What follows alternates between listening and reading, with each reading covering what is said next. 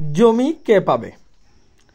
আপনারা মোবাইল স্ক্রিনে অবশ্যই লক্ষ্য করতেছেন সিএস খতিয়ান, এসএ খতিয়ান, আরএস খতিয়ান, বিএস খতিয়ান এবং বিডিএস খতিয়ান নাকি দলিল।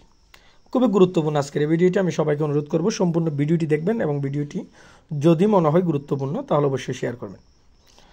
মূলত বাংলাদেশের প্রেক্ষাপটে যদি জমির মালিকানার ধারাবাহিকতা যাচাই করা হয়, যদি খতিয়ান মূলে যাচাই করা হয়, তাহলে সর্বপ্রথম সিএস খতিয়ান, যেটাকে আমরা ব্রিটিশের খতিয়ান বলে থাকি। তারপর আসে আপনার এসএ খতিয়ান, যেটাকে স্টেটিকিউশন বা রাষ্ট্রীয় অধিগ্রহণ বা অনেক জায়গায় পিএস খতিয়ান নামেও পরিচিত, আবার অনেকেই এমআরআর খতিয়ান নামেও চেনে। এরপর আছে আপনার আরএস খতিয়ান, রিভলিউশন সার্ভে বা সংশোধনী জরিপ। এরপর আপনার বিএস খতিয়ান, বাংলাদেশ সার্ভে। এরপর আসতেছে আপনার বিডিএস মানে বাংলাদেশ ডিজিটাল সার্ভে। মূলত যখন আপনি একজন মালিকের জমির মালিকানার ধারাবাহিকতা যাচাই করবেন, সেক্ষেত্রে অবশ্যই আপনাকে এই খতিয়ানগুলোর ধারাবাহিকতা দেখাতে হবে। তখন কিন্তু আপনি জমির একজন প্রকৃত মালিক হিসাবে কাউন্ট হবেন বা গণ্য হবেন। এখন যদি আপনার কাছে দলিল থাকে, কোনো খতিয়ানেই না থাকে, কোনো রেকর্ডও না থাকে, তারপরেও কিন্তু আপনি জমির মালিক হতে পারবেন। কিভাবে?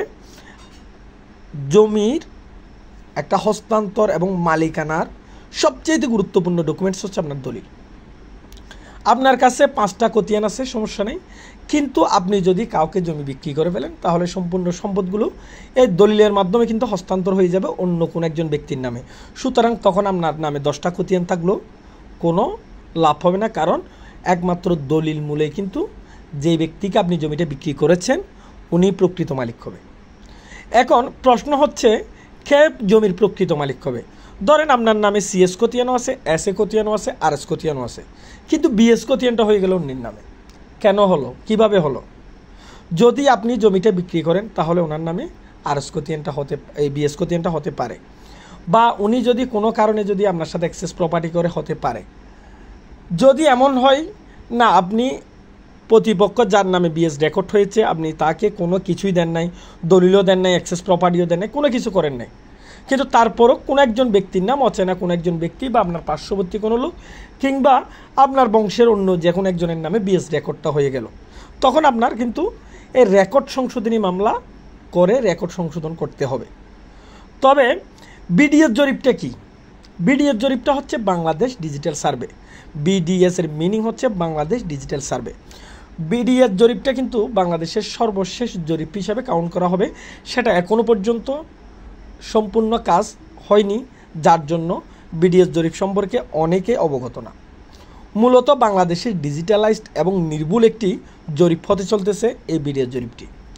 সবাই বিডিএস জরিপে বা বিডিএস জরিপ করার জন্য কিছু রুলস আছে, কিছু কাজ আছে, এগুলো করে রাখবেন। এর মধ্যে উল্লেখযোগ্য হচ্ছে আপনার জমির মালিকানার ধারাবাহিকতার কাগজপত্রগুলো ঠিক করে রাখবেন এবং আপনার জমির সর্বশেষ রেকর্ড থেকে আপনার নিজের নামের নামজারি করে রাখবেন, ভূমি উন্নয়ন কর বা খাজনা পরিশোধ করে রাখবেন এবং ডিসিআর কপিগুলো সংগ্রহ করে রাখবেন। এই যাবতীয় যে কাগজপত্রগুলো আছে এগুলো ঠিকঠাক করে রাখবেন।